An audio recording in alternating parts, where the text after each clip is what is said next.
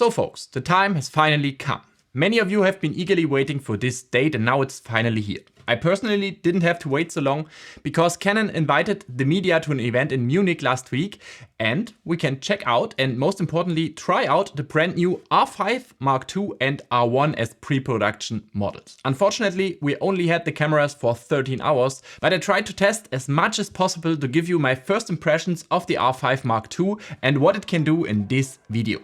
There will be a separate video for the R1, but I find the R5 Mark II is significantly more important. It's more impressive, more exciting. So let's get started. I'm David, you are watching Division in English and let's go.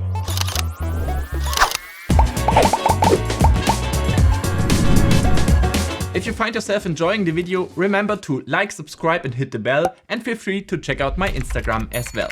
Links to pre-order the R5 Mark II are in the video description under the video. I haven't had a Canon R5 for myself for about 2 years now. I was more convinced by the overall package of the R6 Mark II photographically, and for video I have an R5C. The new R5 Mark II makes both cameras more or less obsolete for me.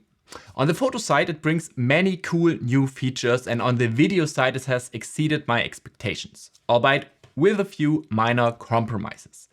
Let's start with the price. The R5 Mark II will cost you 4,800 euros and will be delivered by end of August 2024, which is 300 euros more than the R5 costs 4 years ago. After adjustment for inflation, the R5 Mark II is quite a bargain in comparison, but it's still a pretty expensive high-end camera. However, this will also ensure that old R5s have more offers, more discount campaigns, and of course cheaper used prices. Because many people will upgrade to the R5 Mark II, even if they don't need it really. Externally, the R5 Mark II is not much different from an R5. There are few overdue improvements, such as the control concept from the R6 Mark II, where the power switch is on the right side, allowing you to turn on the camera with just one right hand, and the photo and video switch is on the left side, which makes much more sense. Otherwise, there's hardly any change to the body. It feels exactly the same as an R5 or R6 I or R6 II and remains small and handy despite all the packs inside. Unlike, for example, a Nikon Z8, which has more comparable specs but a way bigger body. What's really cool here is that accessories from the first R5 are also supposed to fit here. Not the battery grip, but if you have an L bracket or maybe a cage or a specially made ARCA plate for the camera, this stuff will still fit. I will address the other obvious differences externally later, but you should first know that the R5 II feels exactly the same in hand as the R5 or R6 or R6 II, so never change a running system, and these are still, in my opinion, the most ergonomic cameras on the market. The heart of the R5 Mark II is a brand new sensor, still 45 megapixel. I belong to the fraction that clearly said there's no need for more. But now it's no longer a classic front illuminated sensor, but a backside illuminated and faster stacked sensor. Two techniques that were first used in the R3, but are even more fun with 45 megapixel in this camera.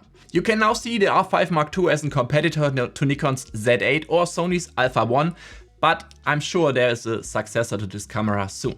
Flashing with electronic shutter is also possible with the R5 Mark II with 1/160 seconds. And the sensor allows for faster shutter speeds like 1/16,000 of a second with electronic shutter as in the R6 Mark II. The new sensor achieves 30 frames per second and has full 14-bit RAW with electronic shutter. No more reduced color depth to 12-bit and 10 FPS faster than the R5. However, the camera also remains fully mechanical shutter and can still shoot up to 12 FPS with fully mechanical shutter like the R5 did.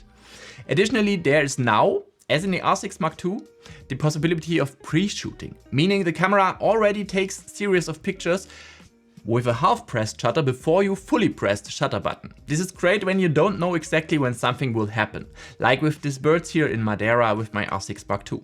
The R5 Mark II can take 15 pictures in advance of pushing the button, depending on the burst mode, which affects the length of the pre-shooting.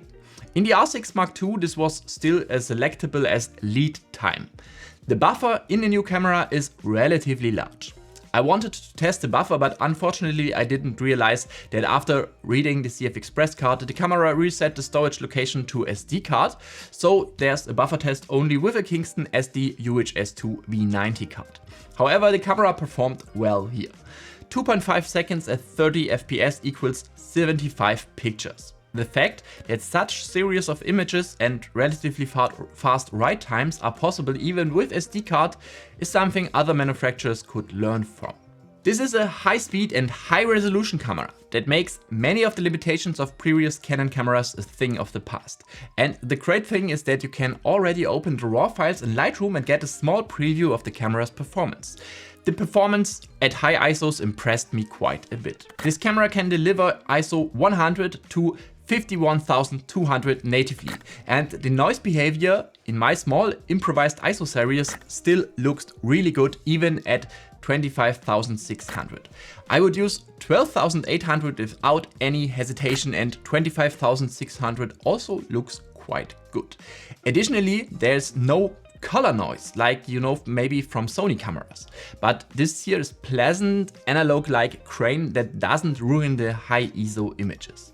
I didn't notice any difference between the electronic shutter and the fully mechanical shutter in this regard, but I will take a closer look at this when I eventually have the camera with me for my own. What I also didn't find was rolling shutter artifacts, neither in photos with fast movements such as breakdancing, nor in video with 8K. The R5 was good, the R6 II was better, and the R5 II is even better. At no point was any visible rolling shutter distortion detectable. This is how it should be with such a stacked sensor, but I wanted to mention it again. For those who want cleaner images or even higher resolution, the camera's RAW processing now offers you two things that you might usually do on the PC afterwards in image editing. First, the camera can internally denoise using AI. Similar to like Topaz AI denoise or Lightroom's noise feature, which is already integrated here in some kind of form. This works with JPEG, HEIF or RAW as inputs and outputs a JPEG or HEIF file. Additionally, there's AI upscaling integrated in this camera. Similar to Lightroom's super resolution feature, it's doubling the resolution of each side. Both of these things are impressive to have and at this speed inside of the camera. The speed is better than when you use it on your PC, and that's the thing. With a 45 megapixel camera, I find denoising more interesting than upscaling, but I'm not sure who will ultimately use it because of the limitations to JPEG or HEIF. The denoising looks really great. Partly because the camera already produces decent images even at ISO 25,600. The upscaling, however, doesn't appeal to me as it looks maybe a little bit artificial and incorrect in detail, and I was never a fan of AI upscaling. Unfortunately, pixel shift is completely omitted, with the explanation being that AI upscaling is now available. Okay, but this is quite a shame.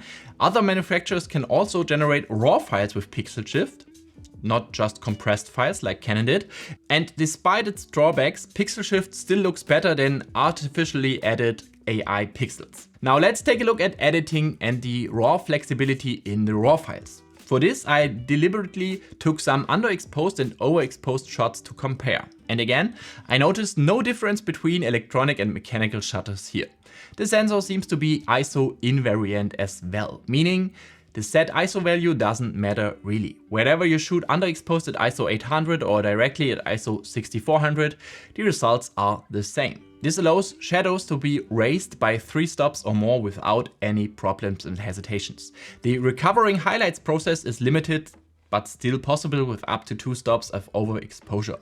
This is quite familiar with any other current cameras on the market that doesn't use 16-bit RAW or a larger sensor. Unfortunately, in this limited time, I couldn't take super cool landscape shots with ultra high dynamic range like in Madeira with my R6 Mark II, but I reviewed, edited and tested the images I could take, and nothing surprise came up, neither positively or negatively. The image quality is as expected, and the camera behaves exactly as you would expect. It's typical Canon beautiful skin tone rendition, and a lot of flexibility in the RAW files that we didn't know before R5 and R6 were introduced, but now it's quite nice here. I can't judge the dynamic range of this sensor. The drawbacks in dynamic range that a stacked sensor brings may be compensated for by the back illumination of the R5 Mark II's sensor, potentially resulting in a slightly better dynamic range even with a stacked sensor. Unfortunately, there was no information from Canon on this side. As with the R6 Mark II, you can now display the depth of field information in your viewfinder and on the display, which is incredible that it didn't come as an update earlier for the R5. This allows you to better assess the look of the images before taking it.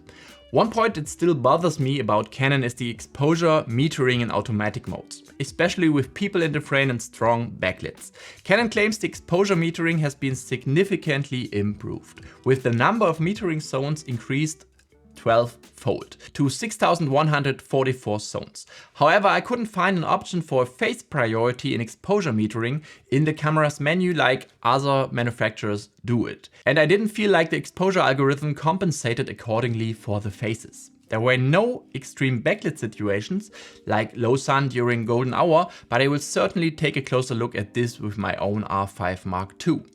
A feature to link spot metering with autofocus point is still missing, which is also quite disappointing. I expected more on this side. But Canon has highlighted improvements in the IBIS system, claiming that's up to 8.5 stops of stabilization that's now possible in combination with stabilized lenses.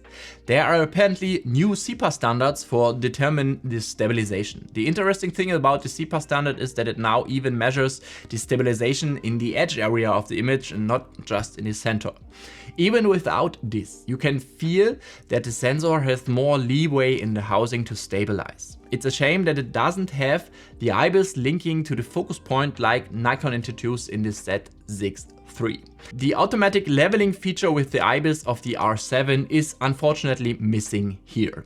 What clearly sets the R5 Mark II apart from its predecessor and other cameras in terms of photography, besides the speed, is the new autofocus system called Dual Pixel Intelligent AF. This is enabled by an Digic Accelerator coprocessor, which now sits alongside the improved Digic X. First and foremost, you get all the autofocus features that people have been hoping that would come to the R5 via updates since the R7 was introduced. For example, automatic detection switching between human, animal and vehicle subjects. I love it. I have it on my R6 Mark II almost all the time on. Additionally, it's finally possible to use face and eye detection not only using the entire sensor AF, but with smaller selected areas. There are also new focus field sizes to choose from that work without tracking, operating more traditionally like a focus point. This is much more practical than having to disable tracking every time you didn't need it, so you change just to a focus point without tracking and have it. Overall, the autofocus was extremely impressive with this camera. With one or two people in front of the camera, there were no problems at all. Eye autofocus works perfectly, whenever it's doing fast movements with breakdancing or for portrait shoots.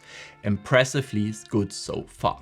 Compared to the competition, I'd say Canon has moved ahead of Sony again, and Nikon has still quite a bit of work to do to catch up, even with the latest bodies. It's not on par. The most impressive feature of the two new cameras is introduced with the Action Priority autofocus mode, where the camera uses the new coprocessor to understand what's happening in front of the camera. Action Priority is designed for ball sports, like in football, or maybe some of you call it soccer, basketball or volleyball. The camera can recognize where the ball is, who has it and who is currently important in the frame, and where the ball is going and where it might be next. That's really, really cool. Both new cameras have this mode and I tested it mainly with the R1. When it works, it's really, really impressive. A player who dribbles past all opponents that stand in the zone to the basket on the baseline is tracked as soon as he reappears from behind the other players, where other cameras would have already focused on the closer player in this situation. However, it doesn't always work perfectly, like it is. Depending on the angle, the camera can still struggle to distinguish who has the ball and who is defending or something like this.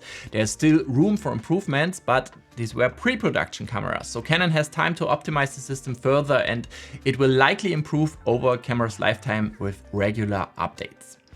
Video is also a significant topic with the R5.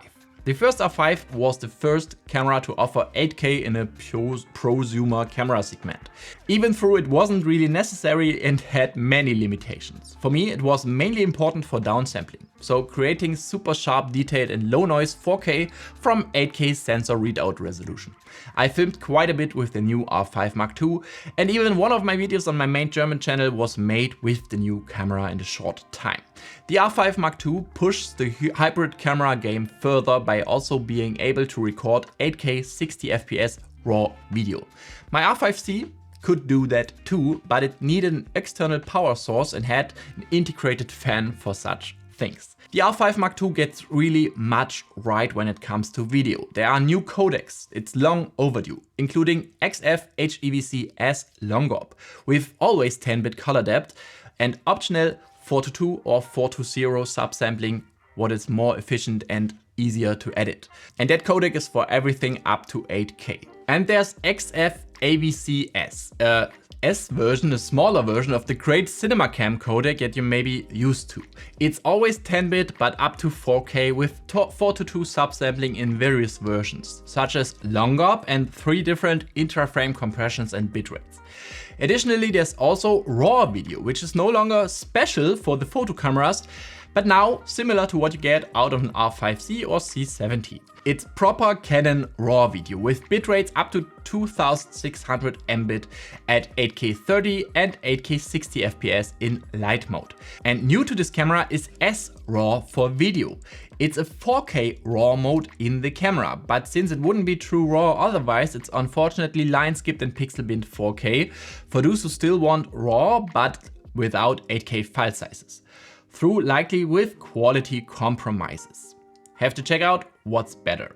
The R5 Mark II can also record 4K 120 FPS from the entire sensor and even an impressive 240 FPS in full HD for super slow motion.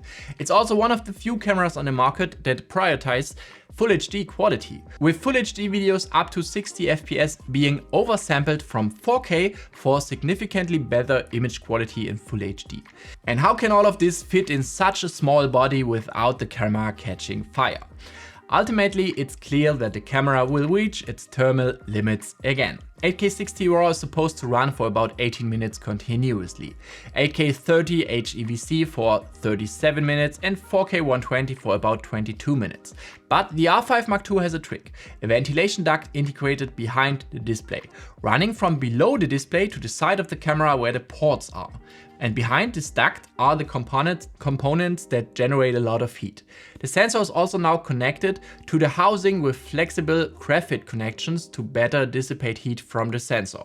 One of the major reasons why the R5C didn't have a stabilized camera sensor. Although there's no integrated fan in the R5 Mark II, it can be upgraded with a battery grip with a fan module. This grip is not cheap, but it's an option to significantly extend the R5 Mark II's recording runtimes. However, I'm not a big fan of grips, but I will check it out to see how long it will run with it. The biggest letdown for me in terms of video features is that despite the 8K 60 RAW capabilities, the R5 Mark II cannot do 4K 60 FPS oversampled from 8K. The cameras we had in hand could only use 4K 30 FPS from 8K downsampled. It feels like triple hammer. And the information given during the event was confusing. Even Canon employees from Canon Europe didn't really know what was the matter here, since it was also standing in some press information that it had 4K 60 downsampling. I heard that the processor maybe couldn't handle it, but I don't get it. My old R5C with the old Digic X and no new coprocessor can do it even without an external power supply. And it handles it much better than 8K 60 RAW. It probably wouldn't work for long without a fan in the R5 Mark II, but I still prefer to have this feature than not having it. Nikon's Z8 would probably laud as such a limitation in terms of 4K 60 downsampling. Oh, and another letdown, Canon still doesn't support OpenGate or 3:2 video. I don't understand it. Nikon doesn't do it either, Sony doesn't do it either, but I think it's a crucial feature, especially with fast enough sensors. It's good to produce content better suited for all platforms in one shoot with all aspect ratios. 16:9, to YouTube, stories, reels, TikToks, all from the same material. And of course, it's pretty nice for anamorphics as well. However, there are also many good and important improvements in the video area of the R5 Mark II. The stabilizer from video mode, for example, has been significantly improved. As an R5 or R6 owner, you surely know the IBIS wobble phenomenon when filming handheld with wide-angle lenses. I didn't see any of this in the R5 Mark II. Even at 15mm. The handheld stabilization is remarkably good, even on par with Panasonic's video stabilization. Canon has IS in almost every lens, which helps, but it's still impressive and blew me away. And the cameras now include even an automatic leveling, but that crops into the video. Another crazy thing is that Canon brings custom picture options from the cinema line to the consumer cameras. This means you can load LUT files onto your camera from an SD card and save custom picture profiles for video or edit existing picture files for video. Canon also brings the quite beautiful Canon 709 color profile to the R5 Mark II. Since it became available for my R5C via an update, I always film it and love it. I always apply the Canon 709 LUT to my C-Log files because I love it so much, especially for skin tones. And what many missed in the R5 and R5C is now finally here. The camera, the R5 II, has C-Log 2 on board. It's said to achieve 16 stops of dynamic range. That would be hardcore, quite out of this world. For example, for new HDR productions. But for indoor in low light, C-Log 2 is quite noisy, but that's expected. Log isn't generally good for indoor or low light use. I would use Canon 709 in case of this. What's also great is that the camera now records 10-bit even without any picture profile, and even also just in Canon 709, not just in Log or PQ. It's everything I love about my R5C that's now available in the R5 Mark II. And there's even more. For instance, the waveform display, which I didn't expect for Canon to include in the R5 Mark II, and it's excellent, way better than what Nikon includes, with fine lines similar to the R5 Mark C. True, you cannot adjust the position or size of the waveform right now, but I hope this will come in an update. You can now activate the viewing assist for log video on the HDMI output as well, which wasn't possible before and is super practical. Even though I was stunned during the R5 Mark II presentation in regards of video features, there are still annoying issues left. For example, how is it possible that this problem is still here where the leveling meters will disappear when you press record, and it's also still not displayed via HDMI, neither in photo or video modes? Why hasn't this still been fixed? And speaking of HDMI, the camera has finally a full-size HDMI port which is placed so that you can still use the display, and there's also enough space between HDMI and USB-C. Unfortunately, the camera can't record to SSD via USB-C, which would be crucial for raw video and quite nice. There's even a tally light now on the R5 Mark II, and I didn't expect that. Even Panasonic doesn't have that. And what Canon promotes as a great new feature is something I find totally complete pointless. The camera now saves its files to the same naming and folder structure as the cinema cameras, like my R5C. This means your videos are no longer in the same folder as photos under DCEM, but in separate folders, sorted by codec with metadata files that are meaningless to 99% of users. I noticed from the C70 and R5C and I hate it. The same struggle as Sony, where you can easily forget videos on the card, is now implemented by Canon as a new feature and it cannot be disabled. I'm sure this is to establish the R5 Mark II more as a B cam to the cinema line. I can somewhat understand it, but I didn't think it bothered anyone before. Why not make it optional? Maybe just a separate folder for video and not different folders for codecs and so on and so forth. I haven't found a way to disable the annoying metadata files right now. But it's like always, you get used to everything, even to the worst things. There's not much more you could wish for with the R5 II. Expect these small pointless quirks from the R5 that I hope can be fixed maybe in firmware. Overall, the R5 Mark II has almost made my R5C obsolete.